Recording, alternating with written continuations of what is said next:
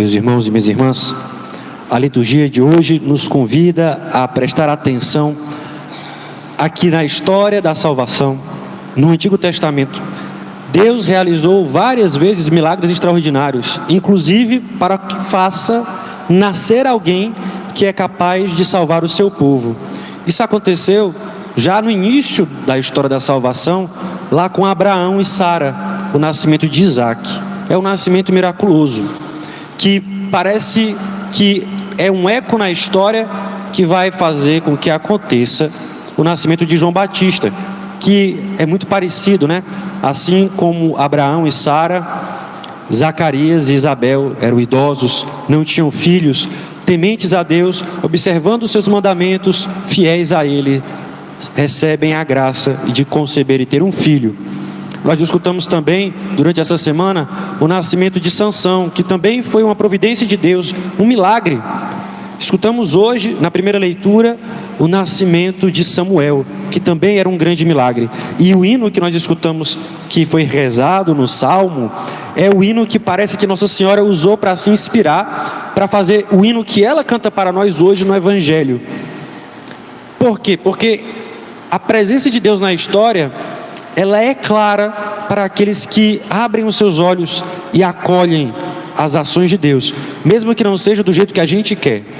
Com certeza, Abraão e Sara não queriam esperar até a velhice para poder ter tido um filho, muito menos Zacarias e Isabel. Mas vejam, a história que Deus escreve é melhor do que aquela que nós desejamos. Isso é fato. Mas nós, por causa do nosso coração fechado, insistimos em querer que outras coisas aconteçam e não a vontade de Deus. A gente demora a fazer com que essa vontade aconteça, mas ela acontece. Deus, meus irmãos, transforma todas as coisas.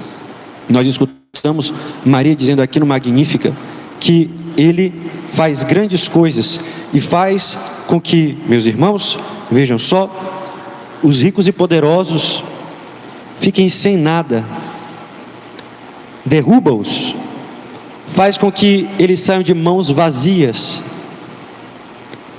Deus dispersa os soberbos de coração, eleva os humildes, enche de bens os famintos e age com misericórdia.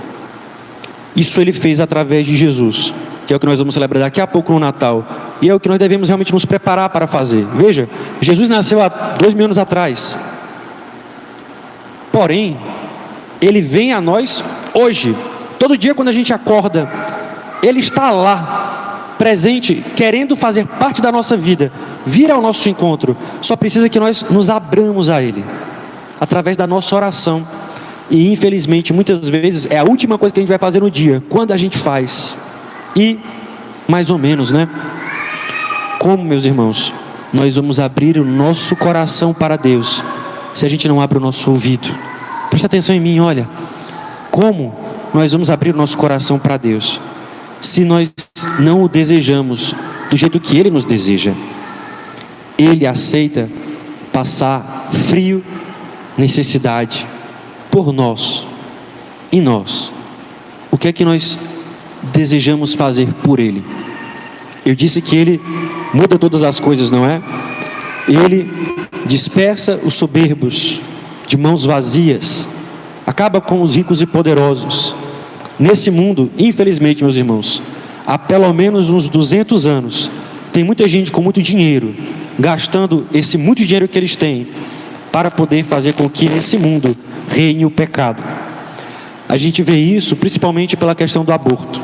Talvez vocês não saibam, mas esse ano já são mais de 50 milhões de crianças no mundo que foram abortadas. Isso é mais de 20 milhões, o que se perdeu de vidas pelo Covid em 2020. Mas isso não clama a nós, mas clama aos céus. Vejam, as técnicas que existem hoje em dia, de anticoncepcional, de DIU, de pílula, tudo isso foi investido com muito dinheiro, e não foi em troca de buscar uma medicina mais saudável para todos, foi de controlar as pessoas, de diminuir e acabar com os pobres, porque dão muito trabalho, ou mesmo porque a gente não quer. Não é à toa que uma das pessoas que foi responsável pela pílula do dia seguinte, que é o protótipo do anticoncepcional, era uma mulher que odiava os negros e os judeus. Mas vejam, Deus, quando Ele vier, Ele vai mudar todas as coisas, como disse Nossa Senhora no Evangelho de hoje, no seu cântico. Mas isso já pode acontecer na nossa própria vida. Eu digo isso por mim. Eu estou aqui impressionado de fazer um ano de padre, porque para mim já bastava eu ter morrido por volta lá dos meus 16 anos, porque já tinha acontecido muita coisa na minha vida. Como assim, padre? Meus irmãos, um mês antes de eu fazer 15 anos, eu percebi o quanto Deus me amava. Eu percebi. Eu era só um menino revoltadinho. Eu não acreditava na igreja católica, achava que ela era ridícula, que ela controlava as pessoas, que ela era dominadora e opressora. Eu detestava meus pais. Eu colava, eu queria ficar, eu já estava meio aberto com o coração para pornografia e todos os outros pecados contra a castidade. Eu queria ser bruxo, macumbeiro, achava interessante as outras religiões e achava que eu era mais inteligente porque eu era aberto a essas coisas. E meus pais eram caretas, eles não eram muito católicos não, mas eles iam para a missa todo domingo e não conseguiam me convencer com a vida deles.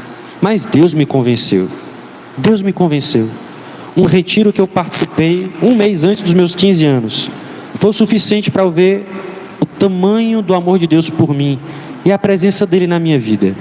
E aquela clareza daquele amor infinito por mim, miserável, idiota, lascivo, preguiçoso, arrogante, mas um amor infinito por mim. Por mim. Veja isso, quando eu percebi esse amor, lá com os meus quase 15 anos, para mim já bastava, não precisava fazer mais nada, não precisava acontecer mais nada. Ser amado daquele jeito já era o suficiente, e se eu pudesse estar com Ele para sempre, já era o suficiente. Mas Deus quis me dar mais tempo de vida, e eu tive então um plano.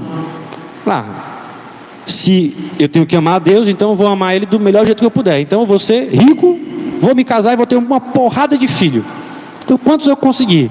E eu tinha um grande amigo, tenho ainda um grande amigo, João Paulo, que a gente conversava muito sobre isso, né? Ele também queria ter uma penca de filho, eu também, eu fazia engenharia da computação, ele fazia civil, a gente queria trabalhar junto, pelo menos por um tempo, a gente quis isso, sonhou com isso. E eu percebi que Deus queria outra coisa de mim, né? Deus me pedia com muita clareza para amá-lo de volta de um jeito específico, entregando toda a minha vida a Ele como padre. Isso aconteceu quando eu tinha uns 20 anos de idade, mais ou menos. Até lá, eu pensei em todas as outras coisas possíveis que eu poderia fazer estando na igreja. Coordenei grupo de oração, com uns 40, 50 jovens que a gente tinha na época. Me doei para a igreja, estava quase todo dia. Meus pais iam para a igreja no domingo, e eu ia de domingo a domingo. E fazia o que podia, por Deus, pela igreja. Quando eu decidi entrar no seminário, eu me achava muito santo, e queria morrer. Eu sempre quis morrer cedo, porque eu não queria ter tanta oportunidade para pecar. Eu sabia que cada dia que Deus me dava era um dia que eu podia vacilar feio, pisar bem na bola. E durante os 10 anos que eu passei no seminário, 8 na verdade morando lá, todos eles foram muito difíceis. E o mais difícil no seminário era perceber o quanto eu não prestava. Porque eu poderia querer muitas coisas boas, mas eu não as fazia. Mas aos poucos Deus foi me fazendo perceber que não era do jeito que eu queria, era do jeito que Ele queria, não é? Mas algumas coisas Deus fez do jeito que eu quis. Por exemplo, eu sempre quis ser padre no interior e não ser pároco, ser vigário de um padre mais experiente do que eu, mais santo do que eu, mais penitente do que eu, e Ele me deu isso, sem merecer.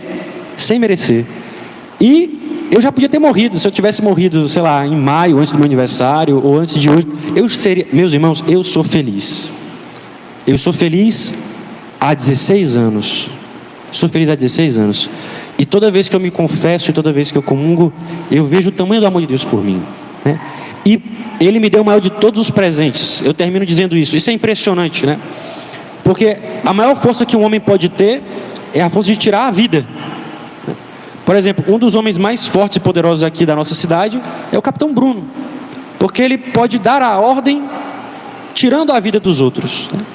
E Deus, mesmo eu sendo uma pessoa tão terrível, Ele me deu um poder maior do que isso, né? A gente até falava, acho que foi na missa de despedida do diácono Deusimar daqui, a gente falava justamente sobre isso. Existem pessoas que podem mandar acabar com esse planeta, soltando várias bombas e destruindo tudo. Mas nós, padres, nós temos um poder maior do que isso. Nós temos um poder maior do que o de tirar a vida. Nós temos o poder de dar a vida divina para os seres humanos. Seja no batismo, seja na Eucaristia, seja na confissão. E como eu sou grato a Deus por já ter celebrado várias Eucaristias, várias confissões e vários batizados. Se Ele me conceder a graça de fazer isso mais, eu peço apenas a graça de poder pecar menos e de agradá-lo mais. E uma outra graça, que essa não depende só de Deus, depende também de vocês, né? Que nós possamos, se Ele me der a graça de morrer aqui, né, de entregar para Ele uma paróquia mais santa do que aquela que nós encontramos no começo desse ano, no começo do ano passado ou alguns anos atrás. Nós possamos dar para Deus uma paróquia que agrade mais a Ele e que possa cantar junto com Nossa Senhora no Evangelho de hoje: a nossa vida, a nossa alma engrandece ao Senhor. Porque mesmo olhando essa pequenez, essa porcaria que nós somos, né, péssimos católicos que nós somos, péssimo padre, mas Ele fez grandes coisas em nossa vida, porque santo é o seu nome. Glória ao Pai, ao Filho e ao Espírito Santo.